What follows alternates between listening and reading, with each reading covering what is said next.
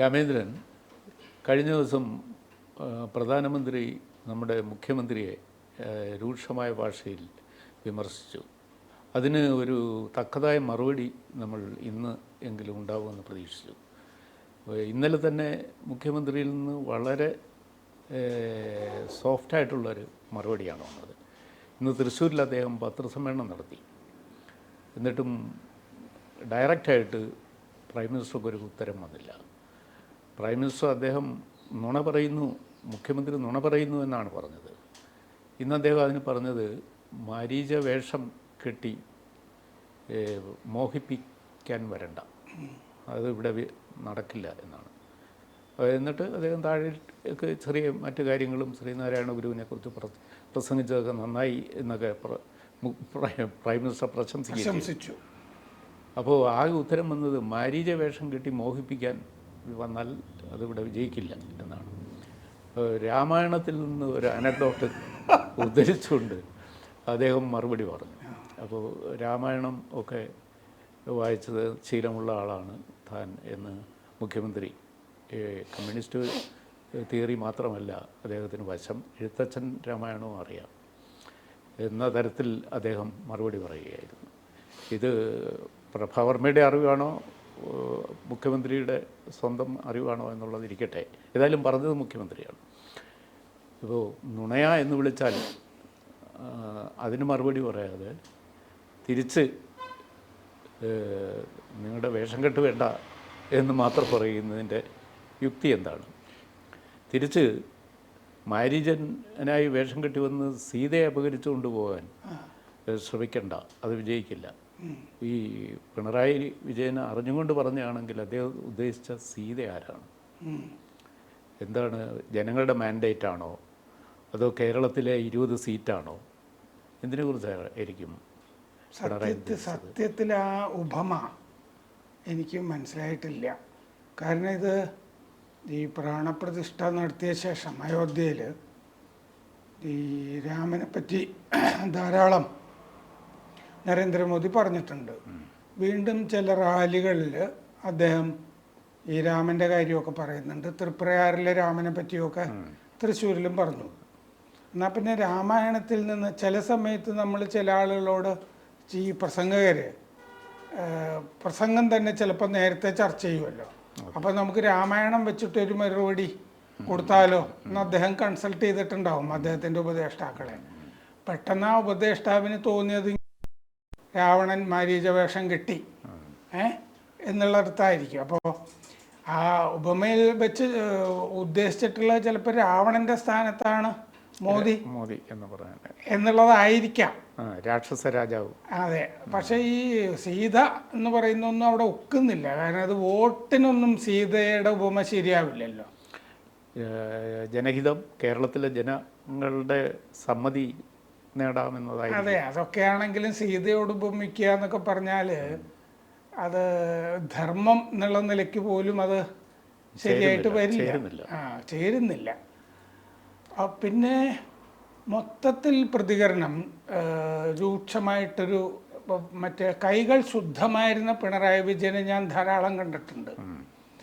ആ കാലത്തൊക്കെയുള്ള പ്രതികരണമൊക്കെ മറ്റേ ഗോപാലകൃഷ്ണ എന്നൊക്കെ വിളിച്ചിട്ടുള്ള പ്രതികരണമൊക്കെ ഉണ്ടല്ലോ, അതിരൂക്ഷമായിട്ട്.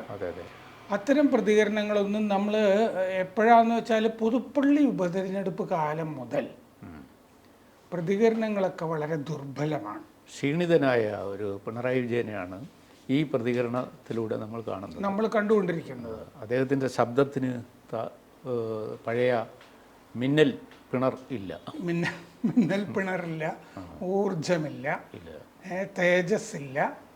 അങ്ങനെയാണ് അദ്ദേഹം. അല്ലെങ്കിൽ അത് കാര്യകാരണ സഹിതം മുമ്പ് ഓർക്കുന്നില്ലേ, അദ്ദേഹം പത്രസമ്മേളനം നടത്തുമ്പോൾ 1 മണിക്കൂർ എഴുതിക്കൊണ്ടുവന്ന കാര്യങ്ങളിൽ നിന്ന് വസ്തുതകൾ പറഞ്ഞിട്ട് അധികം ചോദ്യത്തിനൊന്നും നിൽക്കാതെ ആ കൈരളിയിൽ നിന്നും ദേശാഭിമാനി എന്നുള്ള ചോദ്യങ്ങൾ കേട്ട ശേഷം അല്ല, കേരളത്തിൽ ഒരു സെൻറ്റൻസ് തെറ്റുകൂടാതെ കൃത്യമായി പറയുന്ന ചുരുക്കം നേതാക്കളിൽ ഒരാൾ പിണറായി വിജയനാണ്. കർത്താവ് കർമ്മം ക്രിയ ഉപയോഗിച്ചാണ് സംസാരിക്കുന്നത്. വ്യാകരണ പിഴവുകളൊന്നും വരത്തില്ല. അത് തുടങ്ങുന്നത് അതേ ടോണിൽ കൊണ്ടുവന്ന് അവസാനിപ്പിക്കും. ചില സമയത്ത് പുതിയ വാക്കുകളും ഒക്കെ കിട്ടിയെന്ന് അളന്നു കുറിച്ച് പറയുകയാണ്. ഇപ്പൊ കുലംകുത്തി എന്നുള്ള വാക്ക് ഒരുപാട് അദ്ദേഹത്തിൻ്റെ ഡിക്ഷണറി ഈ ഒരുപാട് ശബ്ദധാരാവലി ഉണ്ടാക്കാവുന്ന പുതുപദങ്ങൾ ഒരുപാട് വന്നു. അതെ അതെ മറ്റേ പ്രാചീനമായ ചില വാക്കുകളൊക്കെ വീണ്ടും എടുത്ത് അദ്ദേഹം ഉപയോഗിക്കുന്നത് പരനാറി. ആ അതെ, മറ്റേ എന്താണ് നികൃഷ്ടജന്തു, നികൃഷ്ടജീവി, അങ്ങനെ പല സംഗതികളും. പണ്ട് ഈ അപ്പൻ തമ്പുരാൻ്റെ ഭൂതരായരൊക്കെ വായിക്കുമ്പോഴാണ് ഇങ്ങനത്തെ വാക്കുകളൊക്കെ കാണുന്നത്. അപ്പോൾ അങ്ങനെയൊക്കെ സ്വയം ചിലപ്പോൾ അദ്ദേഹം വായിക്കുന്ന ആളാണ്, പത്രങ്ങളൊക്കെ വായിക്കുന്ന അതെ, ഇതുപോലെ കഠോര പദങ്ങളൊക്കെ അദ്ദേഹം പ്രയോഗിക്കാറുണ്ട്. പക്ഷേ ഇപ്പോൾ അദ്ദേഹത്തിൻ്റെ ശബ്ദം ക്ഷീണിതമാണ്, വളരെ വളരെ ക്ഷീണിതമാണ്. അതാ മോദി എടുത്തിരിക്കുന്ന വിഷയങ്ങളിൽ മറ്റേ പിണറായി വിജയനും കുടുംബത്തിനുള്ള പങ്കാണ്. കാരണം മുമ്പത്തെ പോലെ വീട്ടിലിരിക്കുന്നവരെ പറ്റി പറയരുത് എന്നൊക്കെ അദ്ദേഹം നിയമസഭയിൽ കഠിനമായിട്ട് പറഞ്ഞിട്ടുണ്ട്. പിന്നെ മാത്യു കുഴൽനാടനെ വിരൽ ചൂണ്ടി അദ്ദേഹം വിരട്ടിയില്ലേ? അതെ, പക്ഷേ വീട്ടിലിരിക്കുന്നവരൊക്കെ ഇപ്പം കേസിൽപ്പെട്ട് വന്നിരിക്കുന്നത് ഒരു പ്രത്യേക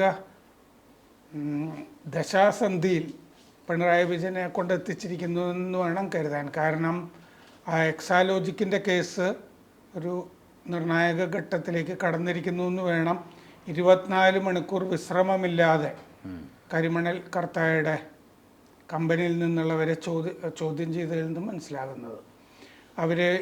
അവരെ പിടിക്കരുത് എന്നൊക്കെ പറഞ്ഞിട്ടൊക്കെ ഹൈക്കോടതിയിൽ പോയിട്ടുണ്ട്, അറസ്റ്റിനെയൊക്കെ ഭയക്കുന്നുണ്ട് അവർ. അടുത്ത ഭാഗവതിൻ്റെ വീണ വിജയനാണല്ലോ. കാരണം ആ ഒരു കമ്പനി രണ്ടുപേര് തമ്മിൽ കരാറിൽ ഏർപ്പെട്ട് കഴിഞ്ഞാൽ പിന്നെ മറ്റേയാളെയാണല്ലോ ചോദ്യം ചെയ്യേണ്ടത്. അതിലേക്ക് കടന്നുകൊണ്ടിരിക്കുകയാണ് ED. അക്കാര്യത്തിൽ സംശയമില്ല. പിന്നെ വേറെ 12 കമ്പനിയുണ്ട്, ആകെ 135 കോടിയുടെ കേസാണത്. ഇവരുടേത് 1.72 കോടിയാണെങ്കിലും വേറെ 12 കമ്പനികൾ എക്സാലോജിക്കിന് കൊടുത്തതും അന്വേഷിക്കുന്നുണ്ട്. അതിൽ CMI സഭയുടെ ഡോക്ടർ TT പ്രവീൺ, സഭാ സെക്രട്ടറി, കഴിഞ്ഞ ദിവസം ഞങ്ങൾ 3 ലക്ഷം രൂപ കൊടുത്തു, ഞങ്ങൾക്ക് കിട്ടിയ സർവീസ് മോശമായിരുന്നു, പക്ഷേ ഞങ്ങൾ 3 ലക്ഷം രൂപ തിരിച്ചു മേടിച്ചില്ല എന്ന് പറഞ്ഞിട്ടുണ്ട്. മറ്റ് കമ്പനികളും JDT ഇസ്ലാം, വയനാട്ടിലെ ആ സ്കൂള്, അങ്ങനെ ഉള്ള കമ്പനികളുമൊക്കെ ഉണ്ട്.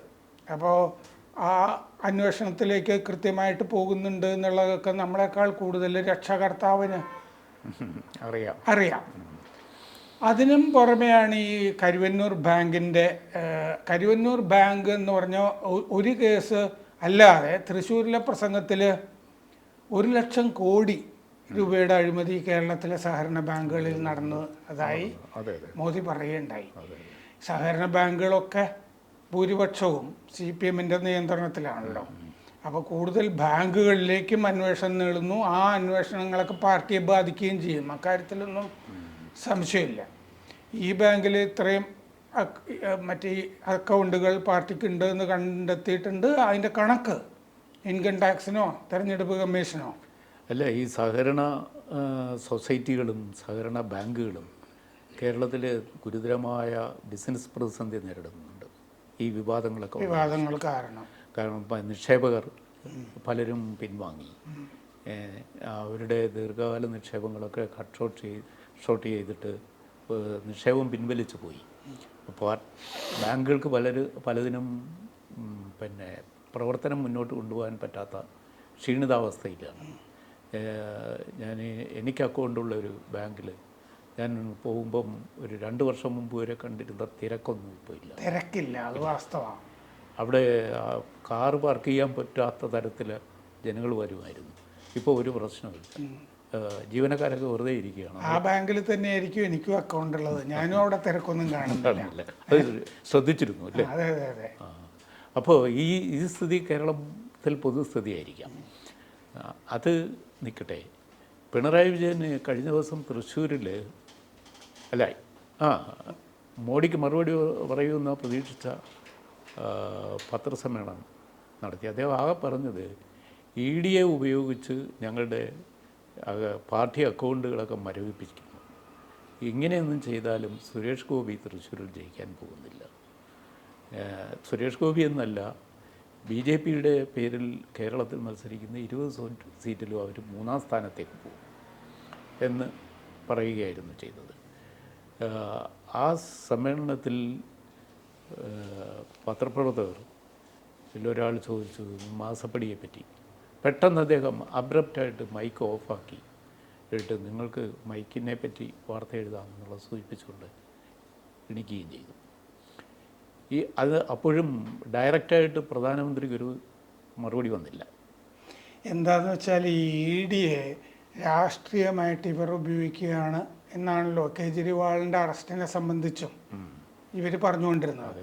അതിൻ്റെ മൊന മോദി ഗംഭീരമായിട്ട് ഒടിച്ചു കഴിഞ്ഞു. എന്തുകൊണ്ടാണെന്ന് വെച്ചാൽ കണ്ടുകെട്ടിയ പണത്തിൽ നിന്ന് നിക്ഷേപകരുടെ പണം ഞങ്ങൾ കൊടുക്കും. ഇത് കരുവന്നൂർ ബാങ്കിൽ അഴിമതി നടത്തിയിരിക്കുന്നതും തട്ടിപ്പ് നടത്തിയിരിക്കുന്നതും CPM ആണ്. പക്ഷേ ആ നിക്ഷേപകർ നിരപരാധികളാണല്ലോ. അവരുടെ കാര്യം ഈ പാർട്ടി നോക്കാമെന്ന് പറഞ്ഞിട്ട് ഈ പാർട്ടി ഒന്നും ചെയ്തിട്ടില്ല. പക്ഷേ ആ പണം ഞങ്ങൾ തിരിച്ചു കൊടുക്കുന്ന മോദി പറഞ്ഞിട്ടുണ്ട്. അതൊരു വാക്കാണ്. ആ വാക്ക് അദ്ദേഹം പാലിക്കുകയും ചെയ്യും. മറ്റേ സരസ്വതി ടീച്ചർ അദ്ദേഹത്തിൻ്റെ കൈ പിടിച്ചിട്ട് വിതുമ്പുകയാണല്ലോ ചെയ്തത് നരേന്ദ്രമോദിയുടെ. ഞാൻ ഇത്രയും കാലം കുഴിമാടത്തിലായിരുന്നു, അങ്ങാണ് എനിക്ക് വേറൊരു ജീവിതം തന്നത് എന്നാണ് മോദിയോട് അവർ പറഞ്ഞത്. അപ്പോൾ ആ നിക്ഷേപകരും തൃശ്ശൂർ മണ്ഡലത്തിൽ ഉള്ള ആ നിക്ഷേപകരും ഇപ്പോൾ ആശ്വസിക്കുന്നുണ്ടാവും. കാരണം അവർക്കൊരു പ്രതീക്ഷ, ആ പ്രതീക്ഷ മുഴുവൻ ഈ CPM അസ്തമിപ്പിച്ച് വിട്ടിരുന്നു. അവർക്ക് വീണ്ടും ഒരു പ്രതീക്ഷ കിട്ടുകയാണ് മോദിയുടെ വാക്കിൽ കൂടി. കരുവന്നൂരിൽ ഈ പാർട്ടി നടത്തിയ അഴിമതി കാരണം പുതിയൊരു നിയമനിർമ്മാണം PMAയിൽ അങ്ങനെ ഒരു ക്ലോസ് ഉണ്ട്. 2019 ഭേദഗതി ചെയ്തപ്പോൾ വിറ്റിട്ട് ഈ ലേലം ചെയ്ത് വിറ്റിട്ട് കാശ് കൊടുക്കാം എന്ന് പറഞ്ഞിട്ട് ആ ഭേദഗതി ഉള്ളത് കൊണ്ടായിരിക്കണം ഒരു നിക്ഷേപകൻ കോടതിയിൽ പോയതും ഇപ്പോൾ. അപ്പോൾ അതുകൊണ്ട് അങ്ങനെ ലേലം ചെയ്ത് വിറ്റിട്ട് PMLA കോടതി സമ്മതിച്ചു കഴിഞ്ഞാൽ നിക്ഷേപകർക്ക് പൈസ കൊടുക്കാം എന്നുള്ള അത് വിപുലമായൊരു നിയമനിർമ്മാണത്തിലേക്ക് പോവുകയാണത്. എന്ന് പറഞ്ഞാൽ കരുവന്നൂർ ബാങ്കിൽ ഈ 300 കോടിയുടെ അഴിമതിയെങ്കിൽ അത് വലിയ ദേശീയ തലത്തിൽ തന്നെ വലിയ കേസുകളിലൊക്കെ അത് ബാധകമാകാൻ പോവുകയാണ്. ഈ കണ്ടുകെട്ടപ്പെട്ട സ്വത്ത് വിറ്റിട്ട് നിക്ഷേപകർക്ക് കൊടുക്കുക എന്നുള്ളത്. തീർച്ചയായിട്ടും. അപ്പോൾ അങ്ങനൊരു വാക്ക് കൊടുത്തു കഴിഞ്ഞപ്പോൾ EDയെ ഇവർ രാഷ്ട്രീയമായിട്ടാണ് ഉപയോഗിക്കുന്നത് എന്നുള്ളതിൻ്റെ മുനയൊടിഞ്ഞു പോയി. EDയെ മനുഷ്യ നന്മയ്ക്കായിട്ട് ഉപയോഗിക്കുന്നു എന്ന് വന്നു അവിടെ. അപ്പോൾ അതുകൊണ്ട് മറുപടി പറയാനില്ല. ഇല്ല. മാത്രമല്ല EDയെ കുറിച്ച് കുറ്റപ്പെടുത്തിക്കൊണ്ടായിരുന്നു നിക്ഷേപകരോട് CPM ഇതുവരെ പറഞ്ഞു തന്നത്. ഇനി അത് സാധ്യമല്ല. പിന്നെ മോഡിയുടെ ഒരു തിരിച്ചുവരവിനെ പറ്റിയൊക്കെ നല്ല വ്യക്തമായ ധാരണ പിണറായി വിജയനെ പോലെയുള്ളവർക്ക് ഉണ്ടാകുമല്ലോ. അതെ, അദ്ദേഹത്തിന്റെ പത്രമായ ഹിന്ദു തന്നെ 2/3 ഭൂരിപക്ഷം മോദിക്ക് കിട്ടും എന്ന് പ്രവചിച്ചിട്ടുണ്ട്. മാത്രമല്ല ഞാൻ കഴിഞ്ഞ ദിവസം ലണ്ടൻ ടൈംസിൻ്റെ മുഖപ്രസംഗം പരിശോധിക്കുകയുണ്ടായി. അതിൽ മോഡി ഇനിയും തിരിച്ചു വരുമെന്നതിന് അവർക്ക് യാതൊരു സംശയമില്ല. ഇപ്പോൾ മോഡി ഇന്ത്യൻ രാഷ്ട്രീയത്തിൽ ഉണ്ടാക്കുന്ന സ്വാധീനം അതിന് ബദലായി പ്രതിപക്ഷത്തുനിന്ന് ഒരു നേതാവ് പോലും ഉയർന്നു വരുന്നില്ല. ന്യൂസ് വീക്കിന്റെ കവറായിരുന്നു. അത് ഞങ്ങളിവിടെ ചർച്ച ചെയ്തു. ഇന്ദിരാഗാന്ധിക്ക് ശേഷം അതെ ഇന്ത്യയിലെ 2 പ്രധാനമന്ത്രിമാരെ മാത്രമേ അവർ കവർ ചെയ്തിട്ടുള്ളൂ. അപ്പോൾ ഇത് ലണ്ടൻ ടൈംസിൻ്റെ ഈ എഡിറ്റോറിയലിൽ ഇതിനെല്ലാം മോഡിയെ ഇങ്ങനെ ആ അവസ്ഥാവിശേഷങ്ങളെല്ലാം വിവരിച്ചിട്ട് പറയുന്ന ഒരു കാര്യം, ഒരു അപകടം പതിയിരിപ്പുണ്ട്. മോഡി ഇത്രയും വലിയൊരു ശക്തി കേന്ദ്രീകൃത നേതാവായി തീരുമ്പോൾ ഒരു ബദലില്ലാതെ വരികയും ചെയ്താൽ ഏകാധിപത്യം വളരാൻ വളരെ എളുപ്പമാണ്. അതാണ് ഞങ്ങൾ കാണുന്ന അപകടം.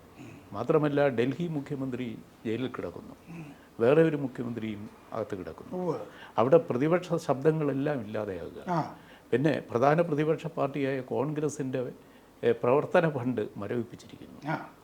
അപ്പോൾ ഈ ദൃശ്യ പ്രവർത്തനങ്ങൾ ജനാധിപത്യത്തിന് ഭൂഷണമാണോ എന്ന ചോദ്യം കൂടെ അവർ നിലനിർത്തിക്കൊണ്ടാണ് മോഡിയുടെ അപ്രതിരോധതയെ വാഴ്ത്തുന്നത്. ഇതാണ് ലണ്ടൻ ടൈംസിൻ്റെ എഡിറ്റോറിയലിൻ്റെ കണ്ടന്റ്. മോദി പക്ഷേ ഇന്നലെ ഒരു റാലിയിൽ പറഞ്ഞിട്ടുണ്ടല്ലോ, അതോ ഇന്നോ ഇന്നാ ഞാൻ കണ്ടത്, ഞങ്ങൾക്ക് ഭരണഘടന പാവനമാണ് എന്ന് പറഞ്ഞിട്ടുണ്ട്. ഇവരുടെ കുറേ നാളത്തെ ഈ അഴിമതി നടത്തിയതിനെ, പലരും അഴിമതി നടത്തിയതിനെയാണ് ഈ പിണറായിയുടെ പാർട്ടിയും ഡിഫെൻഡ് ചെയ്തുകൊണ്ടിരിക്കുന്നത്. അതെ അതെ, ഈ ലണ്ടൻ ടൈംസ് അടക്കമുള്ളവർ കാണാതെ പോയത് എന്തിന് ഈ കെജ്രിവാൾ അകത്ത് കിടക്കുന്നു എന്നുള്ള ചോദ്യം, അത് പ്രശ്നമില്ലേ? ആ പ്രശ്നം പരിശോധിക്കുന്നില്ല. ആ ഇതൊന്നും രാഷ്ട്രീയ വൈരാഗ്യം കൊണ്ട് ചെയ്യുന്നതല്ലല്ലോ, പൊളിറ്റിക്കൽ വെണ്ടറ്റ എന്ന് പറയാൻ പറ്റാത്ത തരത്തിലുള്ള സാമ്പത്തിക കുറ്റമല്ല. സാമ്പത്തിക കുറ്റങ്ങളാണ്. മാത്രമല്ല ഈ ഈ ഭരണം വന്ന ശേഷം ഈ വിദേശ ഫണ്ട് ഇപ്പോൾ ഫോർഡ് ഫൗണ്ടേഷൻ പോലുള്ള ആളുകൾ ഇവിടെ അരാജകത്വം വിതയ്ക്കാനും ഇന്ത്യ സൂപ്പർ പവർ ആകാതിരിക്കാനും ഒരുപാട് ശ്രമങ്ങൾ നടത്തിയിട്ടാണ് ഇവിടുത്തെ പല NGOകൾക്കും ഫണ്ട് കൊടുക്കുന്നത്. ഇപ്പോൾ സുപ്രീം കോടതിയിൽ എൻവിറോണിക്സ് ട്രസ്റ്റ് എന്ന് പറഞ്ഞിട്ടൊരു ട്രസ്റ്റിനെതിരെ കേസ് കൊടുത്തിരിക്കുന്നത് എന്ന് ഞാൻ ഡൽഹിയിലൊരു പത്രത്തിൽ വായിച്ചു. അപ്പോൾ അതിലും പറയുന്നുണ്ട് ഒഡീഷയിലുമൊക്കെയുള്ള വികസന പ്രവർത്തനങ്ങളുണ്ടല്ലോ, വികസന പദ്ധതികൾ, അത് പരിസ്ഥിതി പറഞ്ഞിട്ട് തടസ്സപ്പെടുത്താനായിട്ട് 5-8 വിദേശ സംഘടനകൾ ഈ എൻവിറോണിക്സ് ട്രസ്റ്റ് എന്ന് പറഞ്ഞ NGOയ്ക്ക് പൈസ കൊടുക്കുന്നുണ്ടെന്ന് ഇൻകം ടാക്സ് നോട്ടീസ് കൊടുത്തിട്ടുണ്ട്.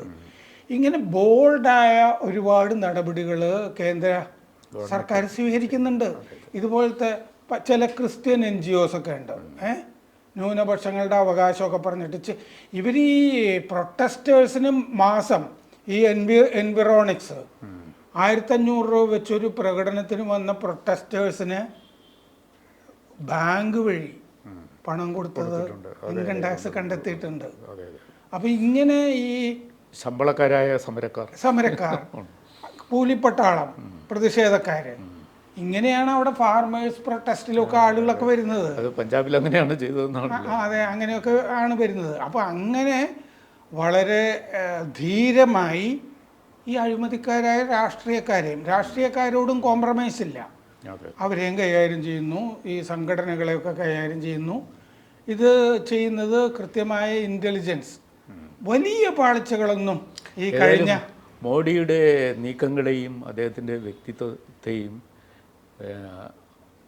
പുറമേയെങ്കിലും പിണറായി വിജയൻ ഭയപ്പെടാൻ തുടങ്ങി. പിണറായി വിജയൻ അല്ലെങ്കിൽ തന്നെ ഭീരുവാണെന്നാണ് എനിക്ക് തോന്നിയിട്ടുള്ളത്. പിന്നെ ഏതോ ഒരു മറ്റേ SP-യുടെ മുമ്പിൽ നിന്ന് ഒളിച്ചോടിയൊരു കഥയൊക്കെ പറയുന്നുണ്ടല്ലോ, അത് ശരിയാണോ എന്നൊന്നും അറിയില്ല. അത് ആരാണ് ഏതാണെന്ന് അറിയില്ലെങ്കിലും അങ്ങനത്തെ ഒരു കഥയും നടക്കുന്നുണ്ട്. അപ്പോൾ അതുകൊണ്ട് ഭീരുവല്ലായിരുന്നെങ്കിൽ എഴുന്നേറ്റ് നിന്ന് മോദിക്ക് മറുപടി പറയാമായിരുന്നു. എൻ്റെ അടുത്ത് ഇത് ചിലവാകില്ല, ഇത് കേരളമാണ് എന്ന് പറയാമായിരുന്നു. 2 വാചകം പറഞ്ഞാൽ മതിയായിരുന്നു. അത് പതിവ് വാചകം അതാണ്. ഇപ്പോൾ അദ്ദേഹത്തിൻ്റെ പോരാളികളായ സൈബർ അറ്റാക്കേഴ്സ് പിണറായി വിജയൻ ഇപ്പോൾ കൊടുക്കും എന്ന് കാത്തിരുന്നവരാണ്. ആ സൈബർ പോരാളികളും മോദിക്കെതിരെ കാര്യമായി രംഗത്ത് വന്നില്ല. ഇല്ല, ആരും മിണ്ടുന്നില്ല. കാരണം എന്താണെന്ന് വെച്ചാൽ ഞാൻ അറിഞ്ഞിടത്തോളം അണികളുണ്ടല്ലോ, CPM അണികൾ, അവരും ഇത്തരം കാര്യങ്ങളിൽ വളരെ നിരാശരാണ് എന്നുള്ളതാണ്. അപ്പോൾ അതേപ്പറ്റിയും അദ്ദേഹത്തിന് ധാരണയുണ്ടാവുമല്ലോ. അതുകൊണ്ട് നമുക്ക് കാത്തിരുന്ന് കാണാം എന്താ സംഭവിക്കാൻ പോകുന്നത്. എപ്പോഴാണ് പിണറായി വിജയൻ ശക്തി ആർജിക്കുന്നതെന്ന് നമുക്ക് നോക്കാം.